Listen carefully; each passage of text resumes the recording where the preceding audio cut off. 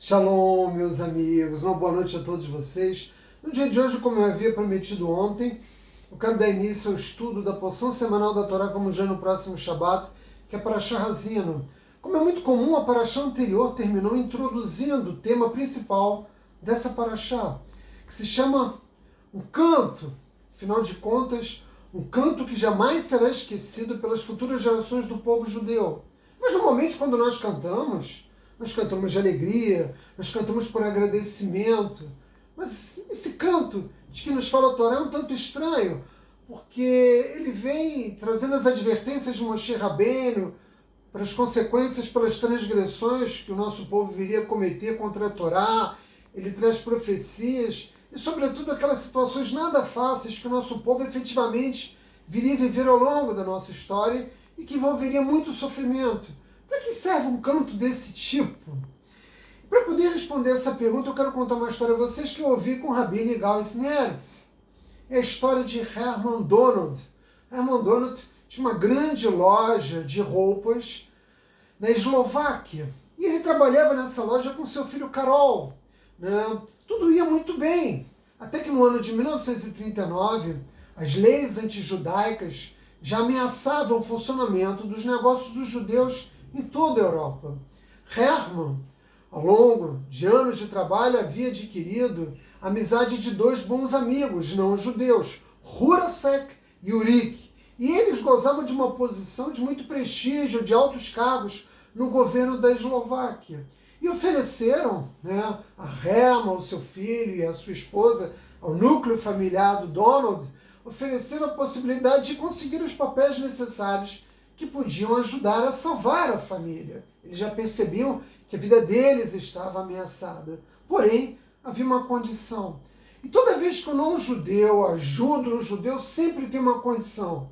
Lembre-se sempre disso. Que condição era essa? Eles tinham que se converter ao catolicismo.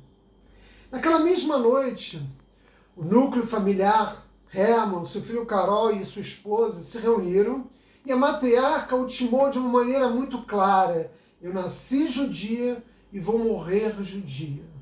Bom, não vai ser surpresa para vocês saber que pouco tempo depois o casal Donald foi transferido para um campo de concentração e seu filho Karol foi levado para a 6ª Brigada para trabalhar a serviço do governo pró-nazista. Karol acabaria ganhando a simpatia do coronel da brigada. E em razão disso, ele teve um visto, um passe, para que pudesse visitar os seus pais no campo de concentração. Nessa reunião, que eles sabiam bem, que eles entenderam e intuíram que seria a última reunião familiar, a emoção foi muito forte, eles choraram muito, e o pai, Herman, disse a seu filho que eles sentiam que eles não sairiam vivos dali, mas que eles acreditavam firmemente que Hashem protegeria Karol e que ele terminaria a guerra vivo.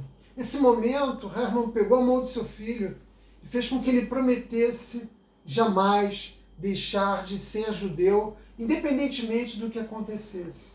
E o filho, com a voz embargada, assumiu esse compromisso segurando a mão de seu pai Herman. No dia 20 de setembro de 1942, no campo de Auschwitz, o casal Donald acabaria assassinado nas câmaras de gás. E seu filho Karol, como havia profetizado os pais, de fato sobreviveu, mas a morte dos pais no dia mais santo do povo judeu, porque no dia 20 de setembro de 1942 era justamente o Yom Kippur, jamais seria esquecida por Karol. Karol, ao final da guerra, acabaria migrando para a Venezuela. Infelizmente, ele acabou paulatinamente se afastando do judaísmo. Lá ele reconstituiu sua família, teve uma filha, e poucos anos depois, em 1983, ele acabaria indo para o Chile com a intenção de abrir uma fábrica de tecidos. E assim ele fez. Ele foi para o Chile, abriu seu negócio, e no início as coisas iam muito bem. Mas pouco a pouco as coisas passaram a ir mal. O negócio não estava indo muito bem. E Karol tinha um bom amigo que não era judeu, que era um advogado muito bem sucedido, que havia ajudado muito Karol no seu início e durante o período de dificuldade da fábrica de tecidos, até que a fábrica de tecidos finalmente, né, foi à falência. Nesse momento, esse advogado, muito amigo de Carol, disse para ele: não se preocupe, que eu vou ajudar você financeiramente, vou pagar as suas despesas. Eu só peço a você que atenda uma única condição. A história se repetia. A história do povo judeu se repete muitas e muitas vezes. Que condição era essa? Que ele se convertesse ao catolicismo.